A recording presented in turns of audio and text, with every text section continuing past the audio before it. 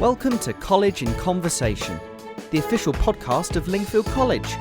Join me, Matthew Harris, alumnus and host, as I talk to the staff, students and community, showing you exactly what life is like at Lingfield.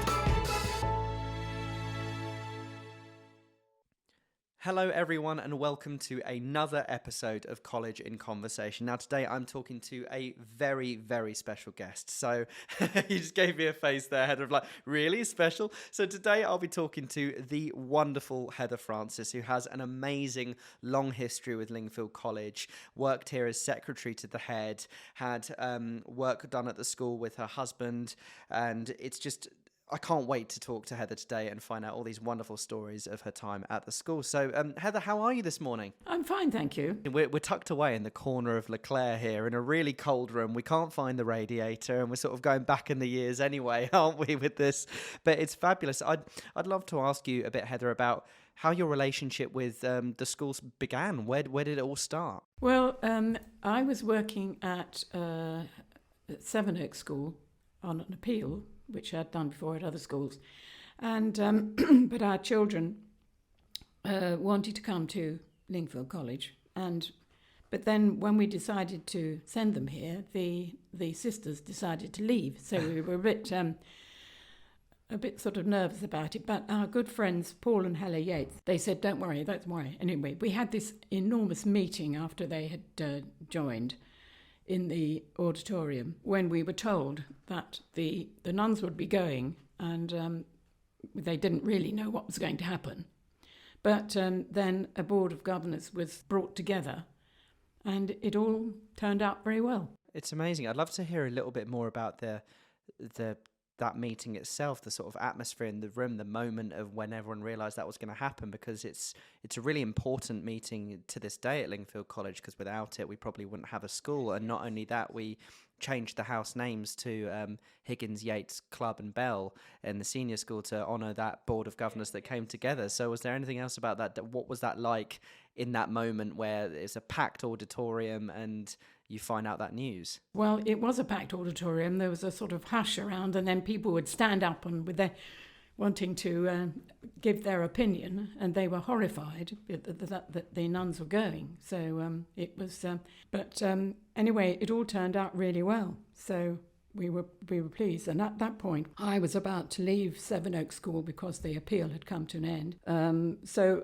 they took me on to help. Having worked in the school, I had the experience. So, and that's I thought, fantastic. Yippee, yes, I'll do that. And then was that it's only down the road.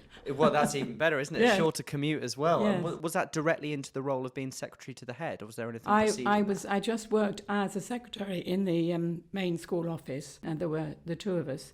And then eventually, when Nuala Shepley came, then I was made secretary to the head. It's lovely. And we were reminiscing a bit earlier about Nuala Shepley's amazing ability. So any alumni listening to this, or people that have relationships with the school dating back to when Nuala Shepley was headmistress here, that she had an uncanny ability. It was almost legend in the county that she would be able to remember every student's name, past, present, and recognise their parents on the site. Did you ever find out how she did that? I have no idea. She just had this amazing brain. It's amazing. You know, I'll always be in awe of her, yes. An incredible human being. And we were talking as well about the end of her tenure here when we had organised the wonderful Judy Dench to come to the speech night on her last year here, and that Nuala had no idea that was going to happen. No.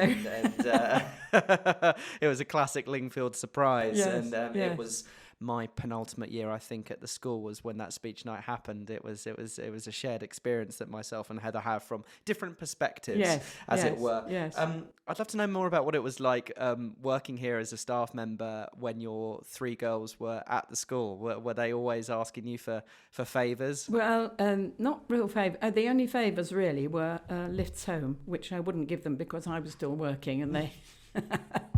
So, you know, they'd come to the door looking all sort of sad. And so I said, no, I'm sorry, you have got to walk home. Since we were only, 10 minutes away from... Yeah, come on. There was no problem, no. But they have wonderful memories of the school. They made lots of friends here, who some of them they keep up with. So That's really good. It's fantastic. Yeah. I mean, whenever we have alumni events or I tour people around the school that used to come here, it's, apart from the classic school memories of, that teacher was quite scary or stuff like that, on the whole, it is all positive. That family atmosphere that we have at the school, I think, is something that we've really tried to continue here. I mean, I was here as a student and back now as a staff member, and it's that same atmosphere in different clothing, as it were, that pastoral care being the focus of everything, and that good pastoral care leads to quality academic results rather than pushing down on the academic and putting people's pastoral or mental health at risk. So was that the vibe when you were here? It was always that family was definitely atmosphere. Yes, and of course Nuala did. She really promoted the good care of the students. Yes. Absolutely. Well, I'd love to talk more about your wonderful husband, Peter, specifically in 1987, what he and you did here on the senior school site following that famous storm of that year. Can you tell us a bit about that? Well, Peter and I had become Surrey tree wardens and for the Lingfield Parish Council, and we were doing bits around the village and the area, and because of the wonderful area of woodland that you had here. Then it was an obvious place, especially after the 87 storm when everything blew down. I remember coming down here and I couldn't believe the number of trees that were lying on the ground. And but anyway, we decided to start it off, and that was good because a whole load of parents came and helped us, and other Surrey tree wardens, the Lingfield tree wardens, came and helped as well. So we would come down on a Saturday morning. And I've got a lovely photograph somewhere of us sitting outside the head's office, the balcony outside the head's office, looking absolutely knackered and having a drink and a sandwich. Of water, of course. Of course, yes. It's lovely. I mean, you showed me a wonderful photograph before we started recording here of you marshalling the troops, as it were, getting them in line yes. And keeping them on task. Yes, well, there's a slightly raised area, which was very useful because we used to put them below, and then I could stand on top, or the tree warden representative would come along as well from Surrey and would talk to them as well. It's lovely. They knew what they were doing because a lot of them were just some thought that they just had to clear everything away, but that wasn't it. We had to put it in piles and that sort of thing so that the wildlife could go in. It's the equivalent a lot of them of thought it was their tidy garden, and it isn't, Yeah, it's like, clean your bedroom, right? We'll just shove it all under the bed and that's done. No. You have to organise it. I love that. I mean, you have a real passion for ecology and wildlife, and it's something the school's really trying to work on these days as well, with eco-captains, both in the senior and the prep school and that type of thing. So that legacy is long continuing and hopefully will only grow. And you mentioned as well about Alan Titchmarsh and his visit to the school, which would never have happened without you. I'd love to hear about how that came about and what it was like to have someone with that type of national reputation on the school grounds. Well, I heard that because we know that we've got the meridian going through the school, through the woodland. And when I heard that he was doing a walk for the whole of the meridian through England, I thought, oh, right, okay. So I met him up at Crowhurst. I did tell him what I was going to do. And you didn't just jump him. Alan, come with me. Him, yes. So we had a chat in under the Crowhurst Yew in Crowhurst Churchyard. And then we walked all the way down through to Lingfield. And he planted a tree, and it's on the meridian just before it goes out into the main road under the bridge. And yes, he was very good.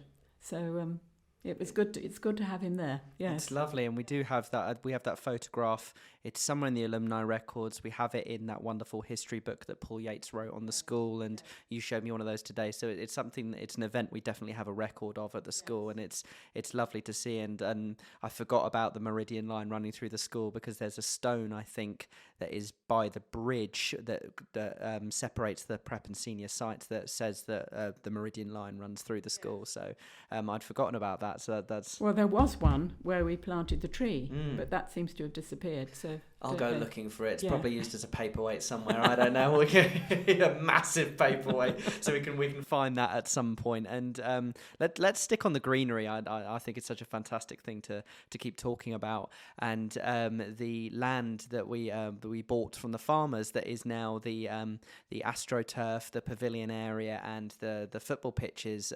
About when we bought that land, how we did it, and the unspoken, or rather spoken, arrangement between the farmers and the school. Yes, well, Robert Young owned the land, and he was a parent at the school, and he agreed to, I think it was to rent it at the beginning, but he did sell it in the end. I think we must have done, yes. And so from there, we had planted a hedge between the woodland area and his land, but we then went when the school achieved the land, so that was good.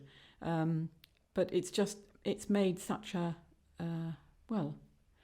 the woodland is still there. It is really good. I'm very pleased with what we did in those days, because we spent many a Saturday morning with parents and staff clearing it out and replanting. The student body are obviously, obviously when you're here you almost don't know how grateful you are for these things till you leave the school, but I know so many students are actively appreciative of the fact that there's so much green space here. I know whenever we tour parents around the school, it's something they always mention about how it's almost hidden away, the school, really surrounded by trees. And it's the open space that if you're on break time and you just want a bit of quiet, there's always a place you can go, or with your mates to have a chat, or sometimes back in my days, the old we'll sneak off and we'll have our sweets in the that we shouldn't have brought into school in the forest somewhere. But I love, you mentioned to me before about how the fields where the football fields are will always remain fields because of what the farmers said.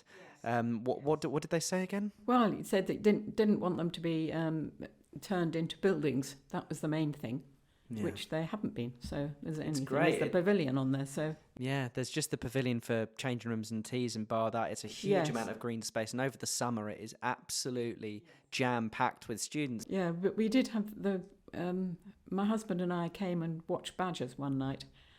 Wow. Down at the bottom near the railway line. Yes. Yes, because we'd seen their holes, and we thought, right, okay, so we came down and we sat there, and we did see a badger. That must have taken some real patience. I don't think I'd have been able to do that. Because I'm sure they could have smelt us. So it's lovely that the sort of wildlife is still on the school. With the prep school, they did an episode of Spring Watch I was telling you about. They built bird boxes and they put cameras out, and they saw a charm of foxes, a mother fox with cubs and stuff like that. And that the students are still so engaged with the wildlife here is so lovely to see. And that we mainly build up rather than out these days, so we keep the greenery while still being able to expand the school. So it's really, really great. If you would like to sponsor our podcast, please email marketing@lingfieldcollege.co.uk. You've got quite a history with the library at the school here, actually. It's such an amazing part of the building, and I'd love you to talk more about a certain life event that you held at the library, which you told me earlier, well, I had access to it, so I was going to do that, but I'd love to hear more about that. Yes, well, we had, I come from a very large family. My father was the eldest of 6 children, and they all had family around the country, and so we did have family reunions, but then at one point people couldn't really come to them, so we said, well, we'll have this area which lots of people can come into, so we did, and we had it in the library, so which was a great day. It was lovely. It's such a wonderful space with the big double doors. I don't think those will ever change. Oh, right, yes. Miss Fallows, the librarian, these I know absolutely love that. Opens them up at the summer, shuts them at winter, and uses the space so effectively. And it used to be part of the dormitory area, but was it the sort of study area for the students at the time? Yes, I think it was partly, yes. But I remember an old lady in the village coming to me one day. I don't know how we got talking about Notre Dame, but she said to me, I was one of the first students there, pupils, she called it, yes. And so I said, really? So she said, yes. I said, well, would you like to come down and have a look? So we went down there, and we went into the library because that was the main room where they were taught. And she looked around and she said, gosh, it's got a lot smaller now, hasn't it? Or is that rather she's just grown up? Exactly, yes. But, I mean, she was very old at the time. So, I think she was one of the original pupils. We spoke as well about how the auditorium where that meeting took place with the Board of Governors forming, and how that area of the school has pretty much not changed since the 1960s, and that there's a real nostalgia in that space. There's a lot of sort of feelings in the air of the history in that room. Yes, and we're talking about how as Heather worked at the school when I was a pupil here, of all the plays that we saw there, and Battle of the Bands, dance productions, all these things happened in that same space. Were there any particular shows that, if I ask you off the top of your head, any plays that you remember or events that happened there that spring to mind? Well, I can't remember the names, but I do remember our children being in the plays. I remember I've got a picture somewhere of them standing there, petrified. Petrified, yeah, that's right. Having the official photograph taken, but no, they enjoyed it. They really loved it here. So. And did they go when they joined? Did they stay the whole way through till they then left? Yes, they did. Yes. That's amazing. And what were their age gaps? Very short. So I've sprung quick maths on you. 18 months between.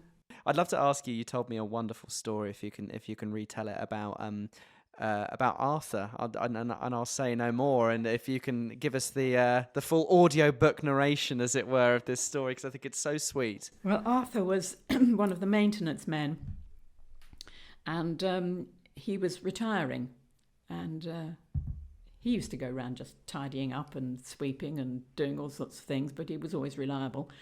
And it came to his retirement days, and so they got the whole school together in the auditorium, and they said, no, you've got to be absolutely silent. And they'd pulled the curtains across, and they said, Arthur, you've got to come down because there's something wrong with the curtains in the auditorium. So he was taken down, and he was taken back through the back entrance up onto the stage. And the school, how they got the school to be so quiet, but it was. And we were saying about, please, can you share these tricks with us today? It would be incredibly useful. And anyway, so he went onto the stage, and whoever it was that took him up there said, look, it's something wrong with it. Won't pull.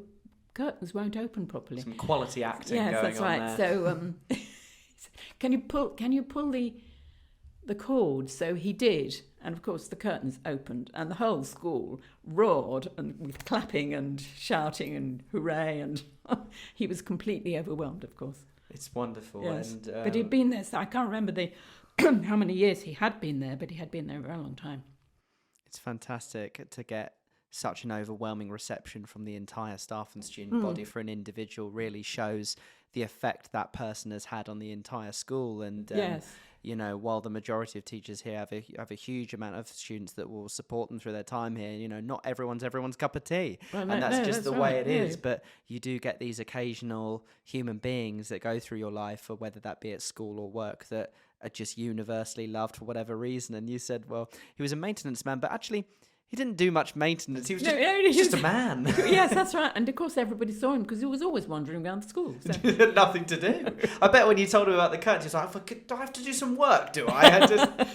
It's so lovely. Well, it's been a joy to talk to you this morning, Heather. It really has. It's so nostalgic and wonderful, and great to see how the work that you did at Lingfield in spirit is being continued these days. So I really have to thank you for coming in this morning, and you are always welcome at the school. Whenever you want, you come back and visit, and we can go through some more stories in the future, I'm sure. So thank you so much. It's a delight for me to see it thriving in the way it is.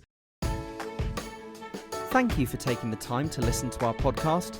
We hope you enjoyed it and look forward to welcoming you back for another conversation at Lingfield College very soon.